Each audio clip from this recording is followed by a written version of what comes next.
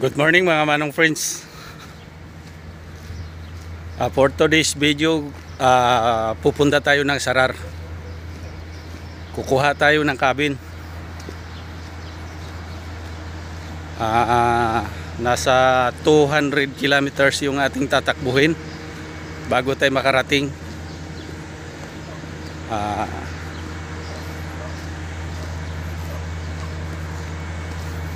Di natin alam kung anong oras tayo makarating kasi basta abangan nyo na lang. Papunta na tayo, paalis na tayo.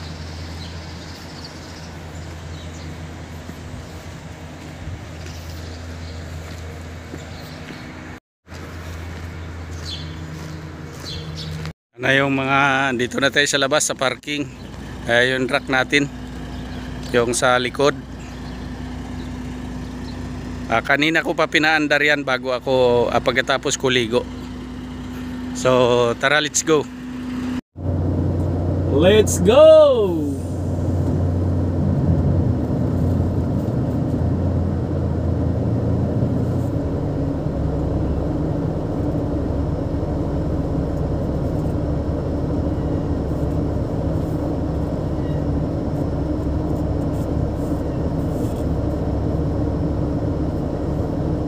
Atras muna tayo. At tayo ay nasa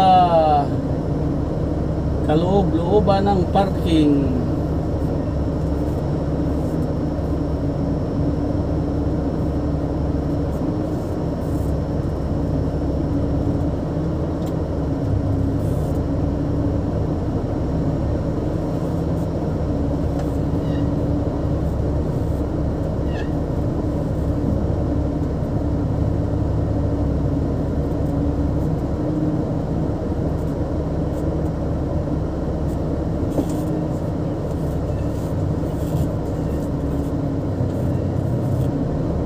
Alright.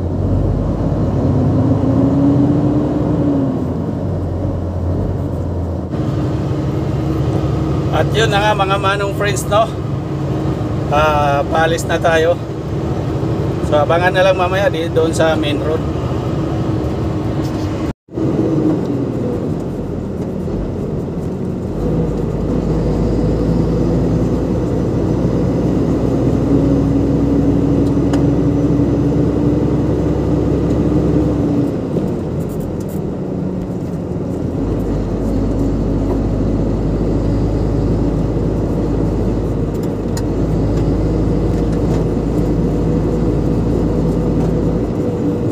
Shout out sa lahat ng tracker, Pinoy tracker, Europe tracker, kay Mark, kay Pinoy tracker. Kahapon pinanood ko yung oversize load mo. Ngayon oversize din yung load ko, cabin. Pero yung cabin naman magaan lang. At alam mo yan, galing ka dito. So shout out sa'yo.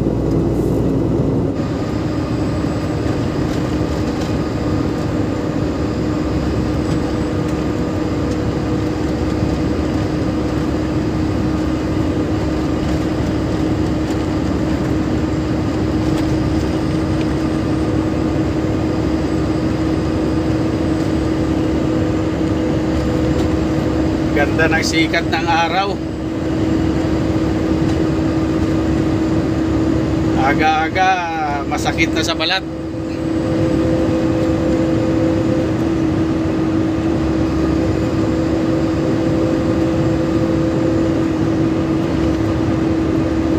Buti na lang medyo ano tayo ngayon, pinagpala. Siyempre bago yung ating unit.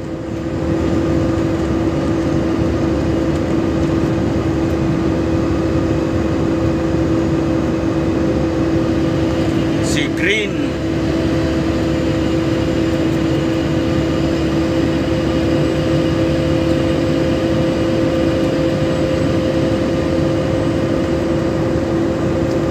At nga pala doon sa nagtanong sa akin, nakalimutan ko lang yung kanyang pangalan, kung hiring ba.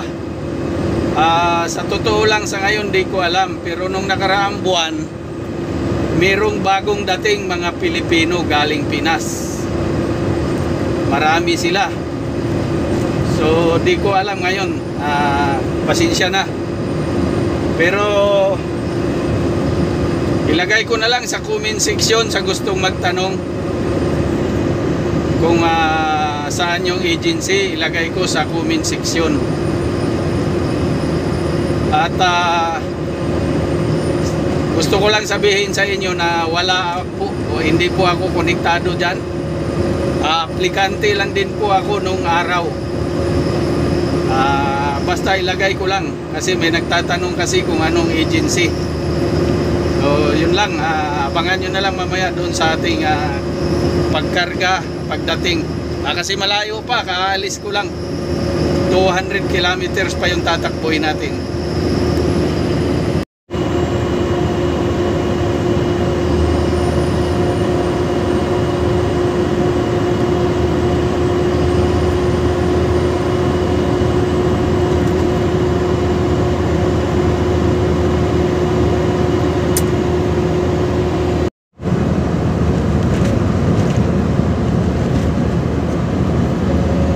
Ayan po, ganyan yung ikakarga natin mamaya. Ayan oh, dami nila oh.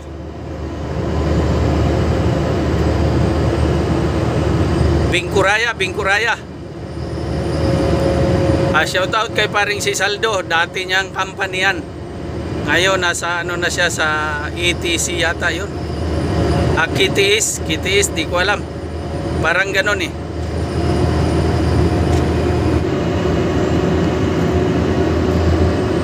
Ang luwag ng kalsada. Sarap magpatakbo. Wala man lang ka sagasagabal. Napapansin nyo rito may mga green, mga damo-damo. Kasi tumubo yan sila nung nakaraang linggo. Umulan dito, umulan.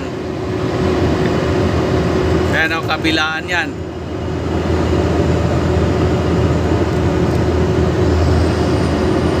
Kaso magtag-init na.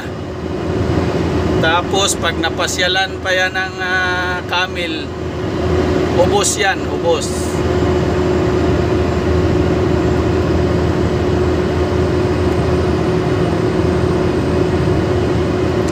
Wala pa tayo sa 1/4 na tinakbo. Kaya i-enjoy mo lang, Manong. Masarap bumiyahe kahit mag-isa.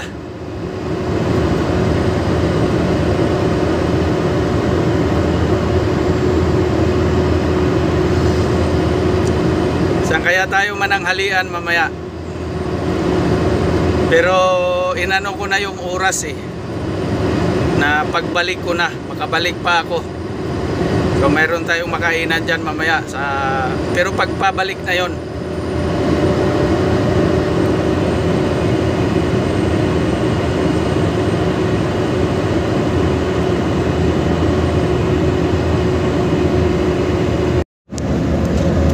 Akala nyo dagat yan ha. Yan ay tubig ulan. Tubig ulan po yan. Yan. Malapit na tayo sa area ng Jubil.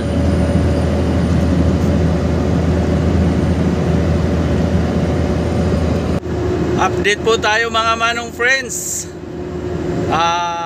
7:10, alas 7 Gs. Ayan po ang papunta po yan ng Jubil. Ayan. Tayo naman ay padiretso pa. Medyo malayo-layo pa tayo bago tayo liliko. At mamaya update na lang po ulit tayo. Yan, Jubil yan. Papuntang Jubil yan. Yan.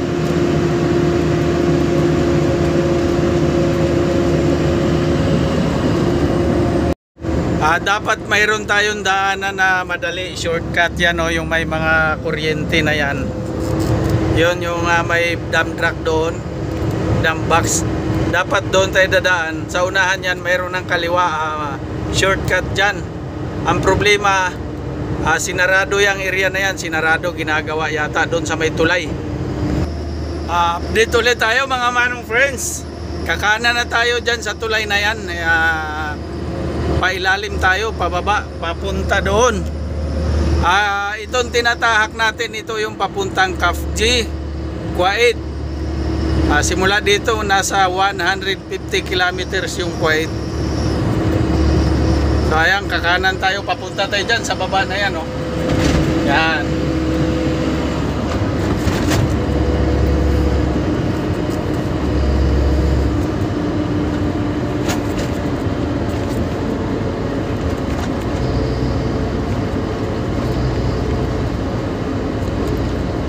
Mamaya-maya yung daanan natin, kabulubunduki na.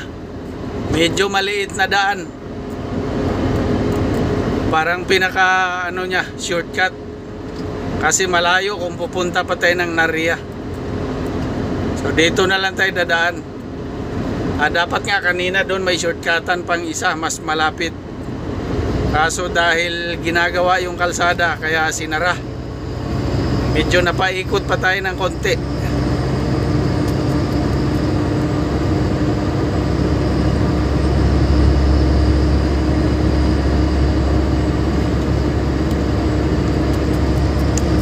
Baba lang natin, di natin sigurado kung may kamera dyan. Baka tayo ang makamerahan.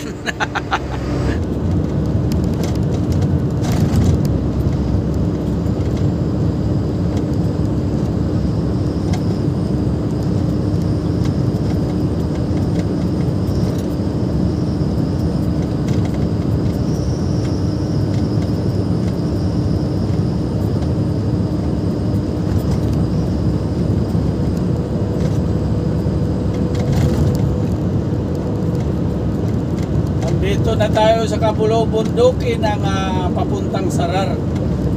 Pero malayo-layo pa tayo, mayroon pa tayong 80 kilometers na tatakbuhin.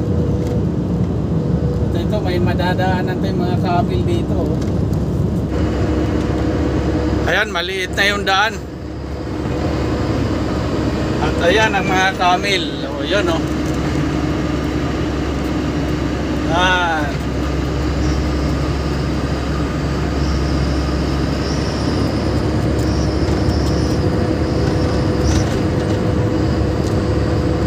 Sa lubungan lang to dito mga manong friends, sa lubungan.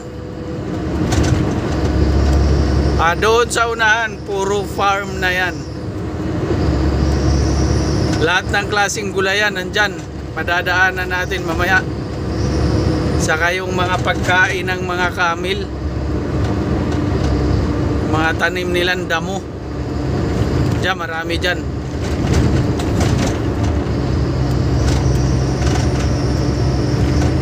Napapansin nyo medyo sira-sira na yung daan.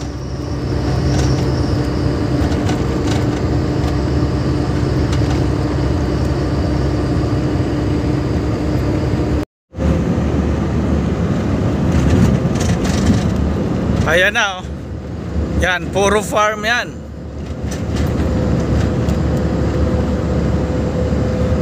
Hanggang doon ang haba niyan, oh.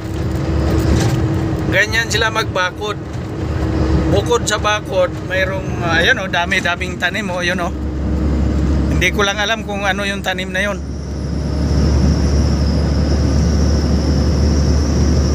Yung bakod nila, bukod sa bakod, mayroon pang mga puno ng kahoy. At kung gaano kahaba yung kanilang bakod, lahat po yan may hose, pandilig. Ganyan sila dito kalupit. Yan oh. Grabe yung bakod na yan, ang haba. Doon oh, daming tanim doon oh. Sa loob.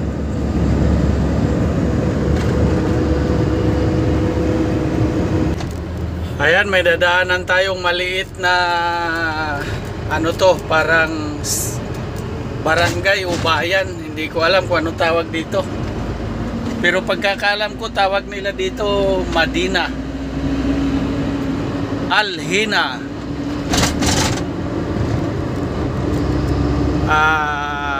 bayan ng Alhina.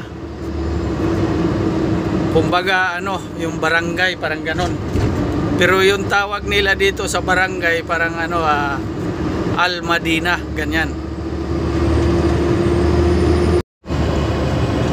Diyan sa unahan mga manong friends, mayroon pa tayong madadaanan na dalawang bayan na maliliit. Katulad nung nadaanan natin doon. Pero yung iba dito medyo malaki-laki ng konti kaysa doon sa nadaanan natin. Ayan na oh. Barangay na maliit.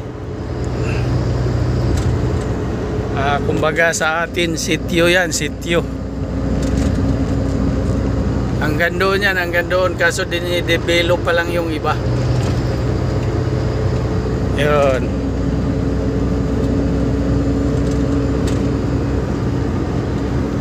Lalaki ng bahay niyan. Kaso madalang pa lang. Yun pa oh. Doon, nag-iisang bahay, ang laki.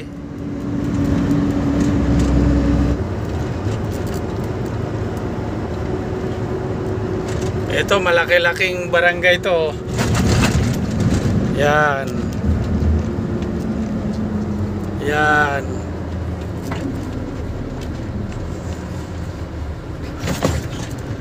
Al-Sahaf. Barangay Al-Sahaf.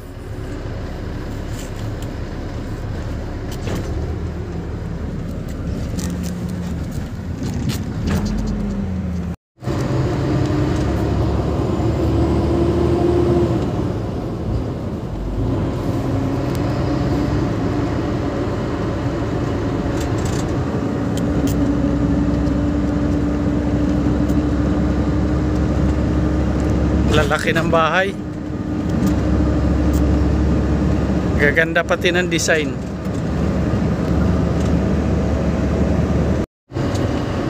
Biruin nyo no, sa kalagitnaan ng bundok may barangay na napaka ano, ang gaganda ng bahay, malalaki, pero bundok, kay kalagitnaan ng bundok.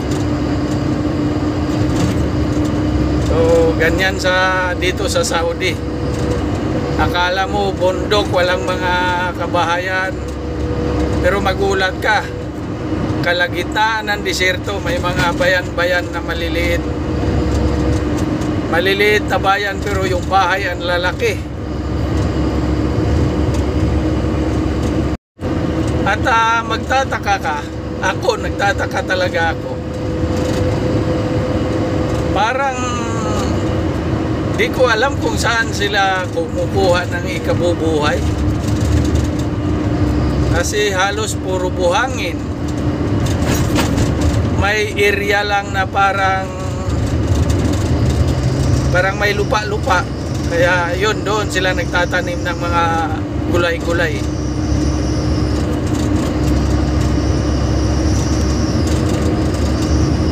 Kasi bundok pero ang yayaman nila, ang lalaki ng bahay, ang daming kotse, di ba? Magtataka ka. Sa atin yung matao na sa bundok, as in talagang bundok. May barangay nga doon, pero yung ano, mga bahay hindi ganun kalalaki, as in kung sa amin pa yan, payag-payag lang ang yung mga bahay. Kung sa Bisaya.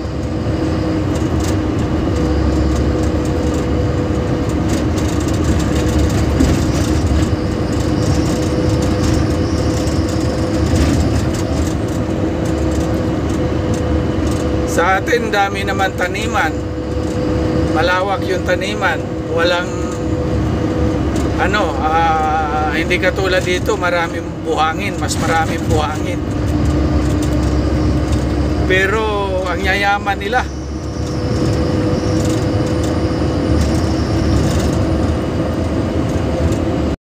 At yun na nga mga manong friends no, narating na natin mismo yung bayan ng Sarar. Kung papunta ka ng mismong bayan, ito bayan, kasama na ito sa bayan, pero yun, yung may truck na yun, kakanan papunta doon, yan yung mismong bayan. At tayo, kakaliwa tayo kasi nandoon pa tayo sa unahan. Doon natin kukunin sa planta yung ating ikakargang cabin.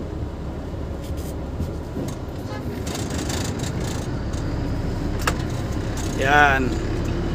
Yan yung bayan. Tapos tayo, dyan tayo papunta. Siguro mayroon pang 25 kilometers ang tatakbuhin natin. Marating na natin yung area.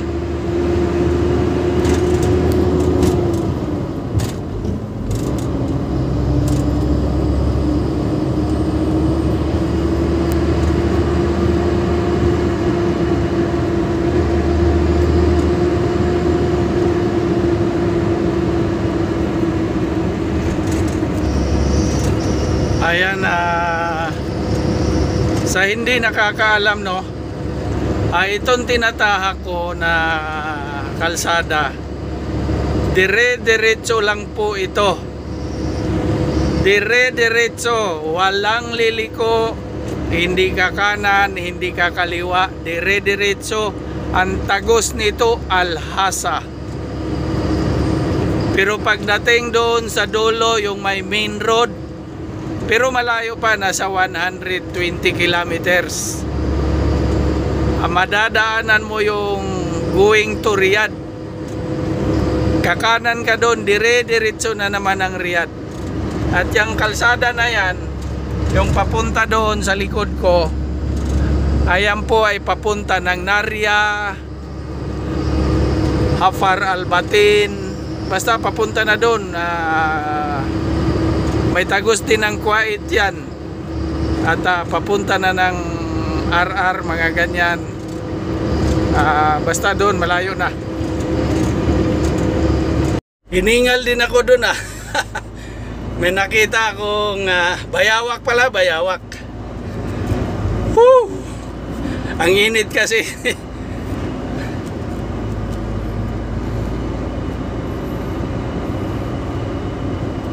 Maliit lang, maliit na bayawak. Siguro mga 3 daliri. Dati nakahuli na ako doon sa Riyadh. Mas malaki, grabe laki. Tuwan-tuwa yung mga yung kasamahan naming Vietnam. Yun, tuwan-tuwa. Andito na tayo, mga manong friends. So abangan na lang yung ating pagkarga. Ayan na po, mga manong friends, yung ating ikakarga, yung cabin na yon. So pupwesto lang tayo dun sa likod. Palpak, mga manong friends, naka-ready na sana kanina. Kanina ayan ang sinabing bubuhatin yan. Nasabitan na. Kaso nagbago ang isip, sa ibang location dadalhin. So ito daw, yung isang yan. Kaya lilipat yung crane.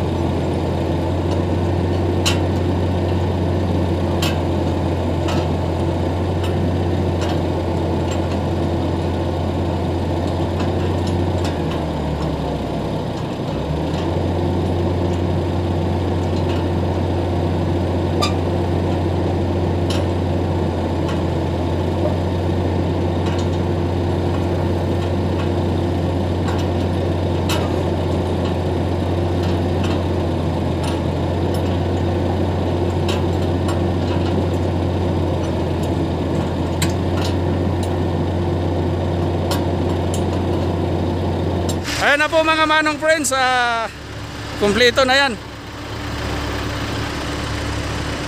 May kadina na, lahat kumpleto na.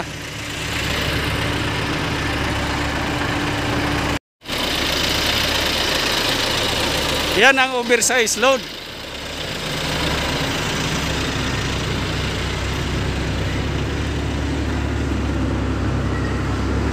Yan.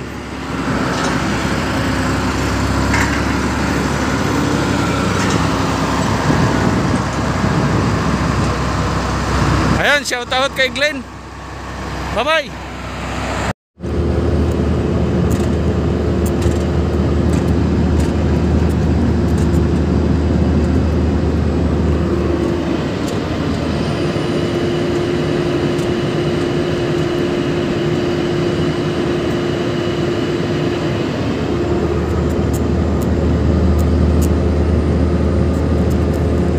Bye-bye Glenn, bye-bye, bye-bye. Alam nyo yung kasama ko na yung operator na yung Pilipino yon.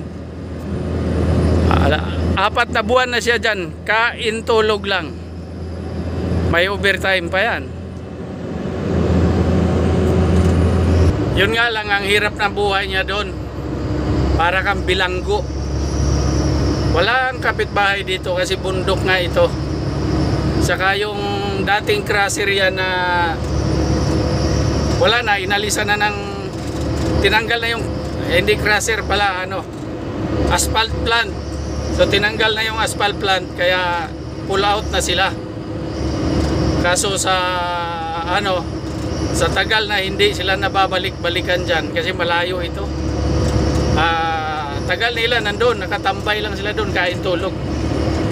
Pero wala namang problema kasi tuloy-tuloy ang sahod, may overtime pa. So nagutom na ako kaya medyo bilis-bilisan natin at kakain tayo doon sa unahan. Pag may bayan tayong madanan. Nagutom na ako, wala pa yung kainan, malayo pa. At dahil nagbago yung location na pagdadalhan, so nagbago rin yung ating dadaanan. Ito yung dadaanan na papuntang Riyadh. So imbes na pabalik tayo sa dinaanan natin kanina, dire-diretso na tayo. At doon na tayo bababa sa tulay kanan sabay kumbaga pakaliwa. Pero dahil tatawid tayo ng tulay, kakanan pa baba, paikot.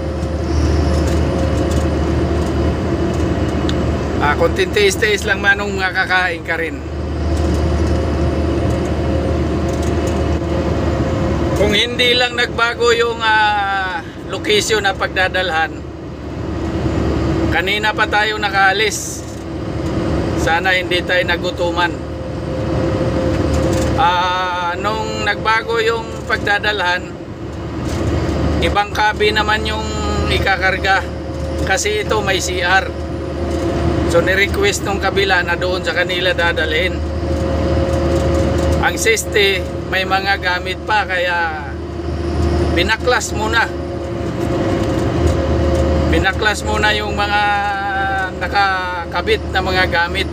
Tinanggal muna pati yung nakakabit na inuman nila, yung tubig. Tinanggal, binaklas kasi naka-welding. Kaya tayo natagalan. Pero saan pa papunta to? Di makakain din tayo. Grabe, layo pa oh.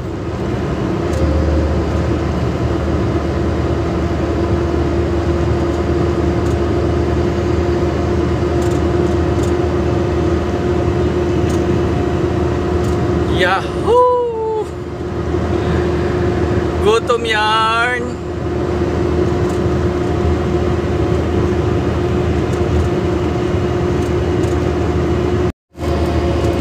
I-enjoy na lang natin yung ating gutom sa magagandang tanawin, sa mga bulubundukin. Ayan. Ang mga bundok na puro kalbo. Kalbong kalbo, kahit isang puno wala.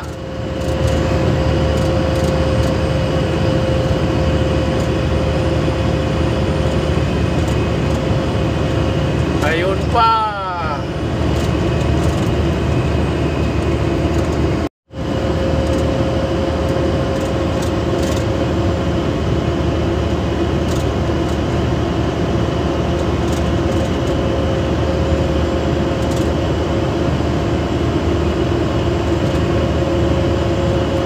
Ganda ng forma ng mga bato, parang sinadya.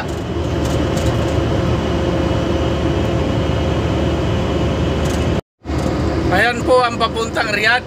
Yan. Dito tayo, tatawid tayo ng tulay, tapos bababa, papunta tayo doon.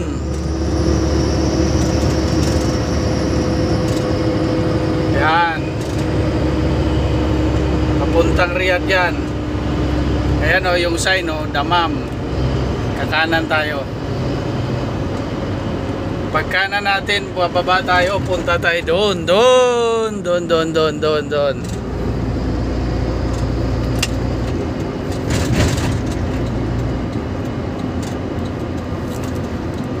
Ikot tayo dito. At gusto kong sabihin sa inyo na malapit na tayong makakain.